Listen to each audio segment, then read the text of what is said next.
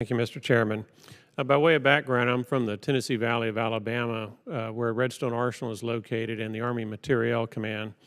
So we have a lot of acquisition work that emanates in my district. When there is a bid or a contract award protest, who pays the various parties' attorney's fees and litigation costs?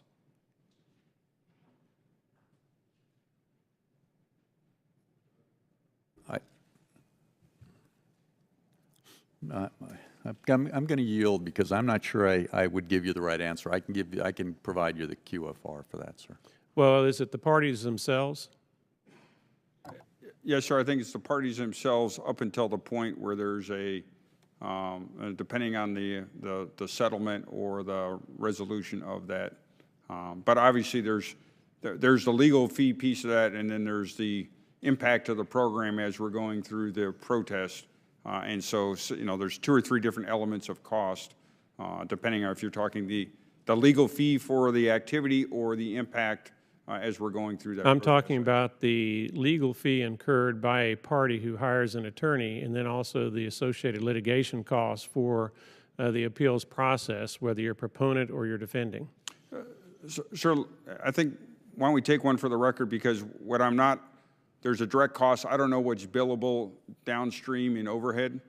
Because there may be within the cost accounting standards a way to bill that. Well, by way of background, again, long ago, in another life it seems, I litigated a number of federal acquisition regulation disputes, contract award protests, and the like before various boards of contract appeals.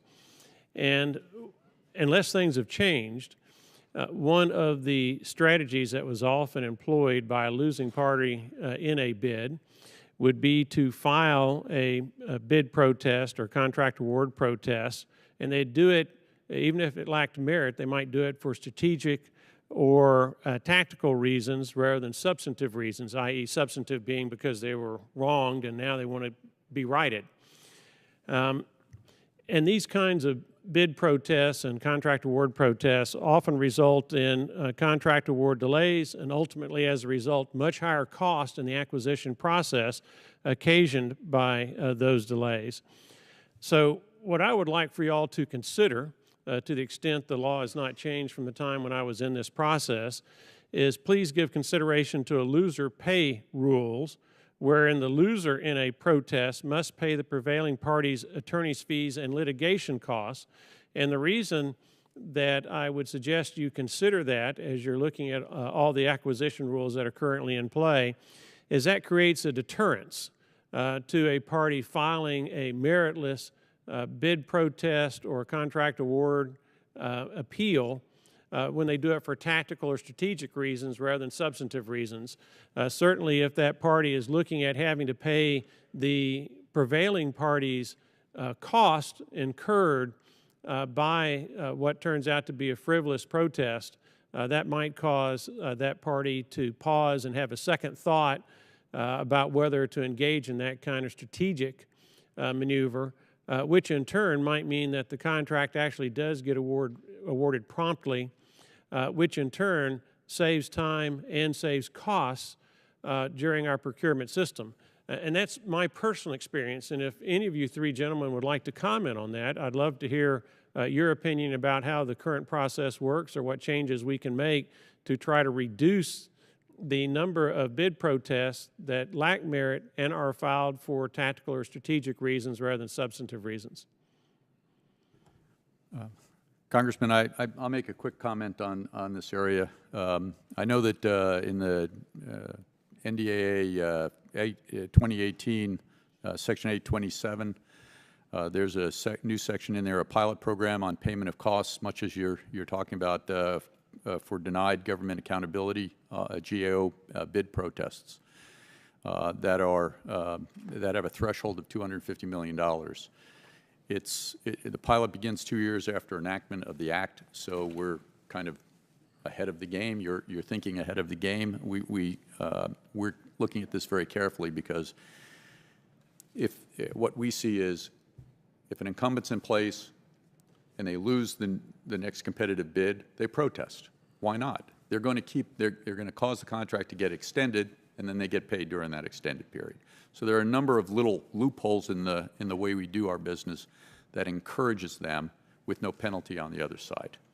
Well, if I might, if the chairman will permit, I would encourage, and I'm vaguely familiar with that provision in the last National Defense Authorization Act, but it seems to me, if my memory serves me correctly, it was somewhat limited in scope. It did not apply to all the parties who were involved in the protests.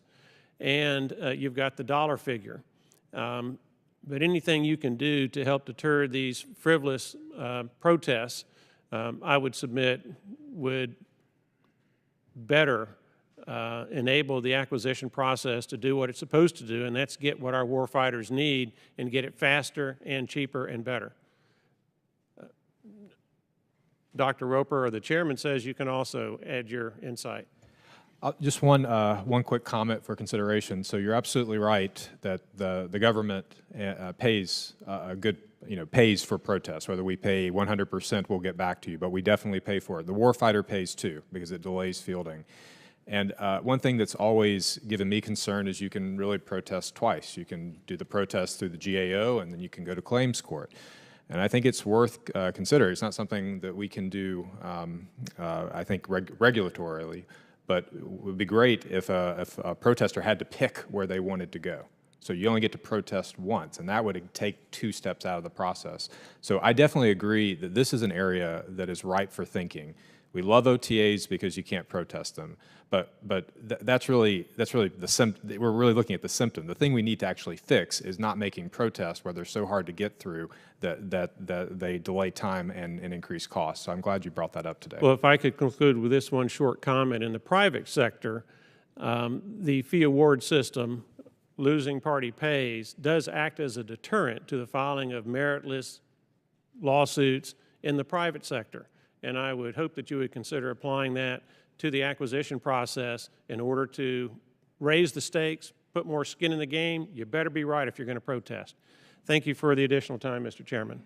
No, good questions. Ms. Davis.